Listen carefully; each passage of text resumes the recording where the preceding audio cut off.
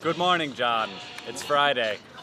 Say hi, Zay. Hi, Zay. So I was at Foo Camp last weekend, which as far as I can tell is just a gathering of cool people. You don't turn down an invitation to Foo Camp, but my first reaction, oh, that sounds hard and scary. Like riding a bike in this thing here. No, unlike riding a bike in that thing, there's a very low chance that I'm going to break my arm going to Foo Camp, but I'm clearly afraid of something. That I won't have anything interesting to say, that I'll be uncomfortable, that I'll be judged by all of these amazing people and found to be wanting. And we feel fear like that all the time. I've been reading a very short non-fiction book by another Foo Camp attendee that, while limited in its scope, is pretty applicable to this. It's called Flinch, and it's available for free on the Kindle store, and basically the idea is that we just need to get over our anxieties because they're stupid, they're vestigial. We evolved not only in a world that was like never going to change during our lifetimes, like it would be the same when we were born as when we died. We were also born into a much more dangerous world where it was a lot harder to get food and shelter and sex and all of the things that we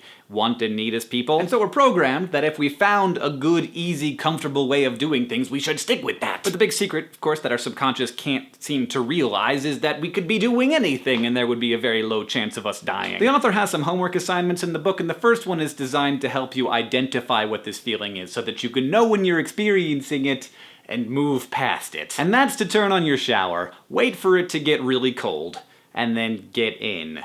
So this does seem like an intensely bad idea. Oh, that's cold. You just do it. Okay, it's gonna be fine. Overcome the flinch, Hank. Wow. This is harder than it sounds. All right. Fart!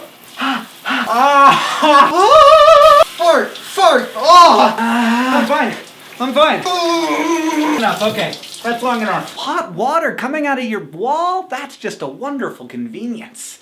We gotta just be thankful for that every damn day. Once I was in, it was much easier to stay in than it was to get in the first place. Even though, of course, it was much less pleasant once I was in. So that is interesting. Foo Camp was a lot like a cold shower. It was never comfortable, but it was quite refreshing and interesting, and I certainly didn't want to sleep. Nerdfighteria has always been like a primary source of inspiration for me, at least for the last 5 years. And I've also in the last few years become increasingly obsessed with ideas that can become bigger than us. First, you have to identify problems. Second, you have to think creatively and intelligently about solutions. And then you have to act. And the acting part is probably going to be a lot more uncomfortable than a million cold showers. We don't not volunteer because we don't have time or we don't believe. It's because it's hard and scary and we don't know what's gonna happen when we go out and do that stuff. So like I said, starting with problems. I want people to leave the problems that they see. It can be stupid little things like the YouTube subscription system doesn't work very well anymore, or big things like there are hungry people. And you get points. You don't actually get points, but you get points for being unique, and you also get points for being someone who doesn't frequently comment on vlogbrothers videos, because we know that there are a lot of you out there.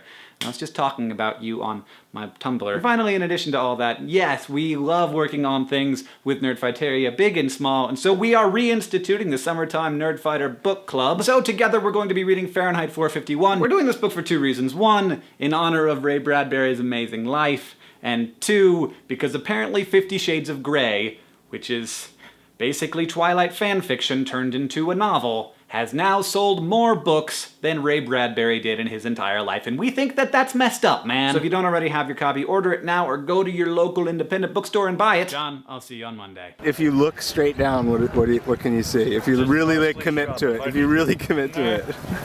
There's a bunch of twigs and stuff.